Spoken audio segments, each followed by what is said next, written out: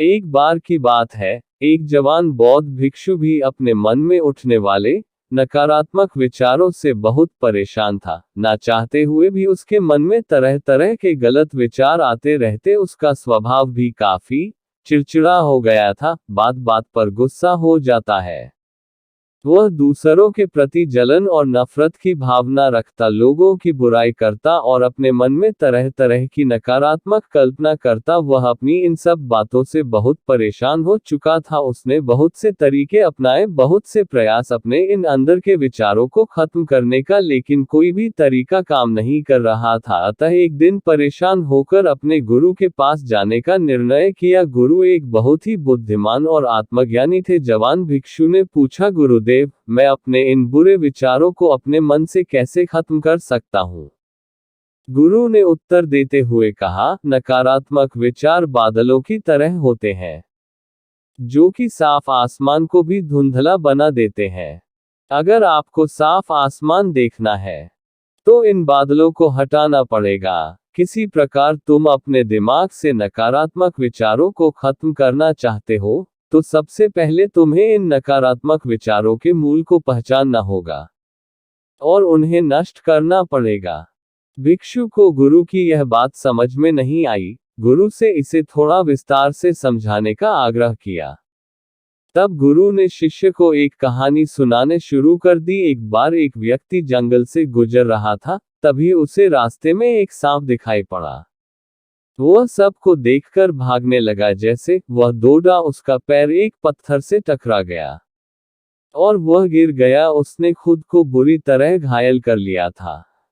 जब उसने पीछे मुड़कर देखो, पाया कि वहां कोई सांप नहीं, बल्कि एक सर्प के आकार की लकड़ी थी, जो कि रास्ते पर पड़ी हुई थी। ये देखकर उस व्यक्ति को महसूस हुआ कि उसने नुकसान पहुंचाने का कारण सर्प नहीं, खुद के अंदर बैठा डर और नकारात्मक विचार है, जिसने उसे घायल कर दिया है।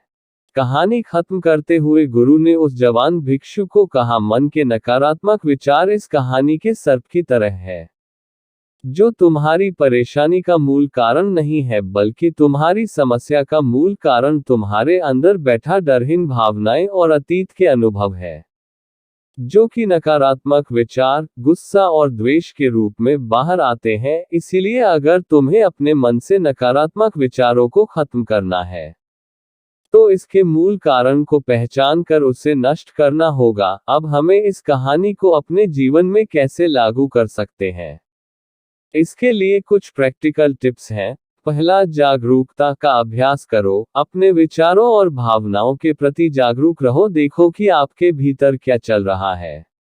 आप अपने आसपास की घटनाओं पर क्या प्रतिक्रिया देते हो। साथ ही मन में उठने वाली हर नकारात्मक विचारों को पता लगाने का प्रयास करो। दूसरी, अपने अतीत की बुरी बातें एवं घटनाओं को स्वीकार करो और दूसरों को माफ कर दो। तीसरा, आभारी रहो। अपने जीवन के सकारात्मक पक्ष पर ध्यान केंद्रित करो। आपके पास जो कुछ भी है, इस ब्रह्मांड का आभार व्यक्त करो। आभार व्यक्त करना हमारे नजरियों को साफ बनाता है और हमारे अंदर से नकारात्मक भावनाओं को खत्म करता है।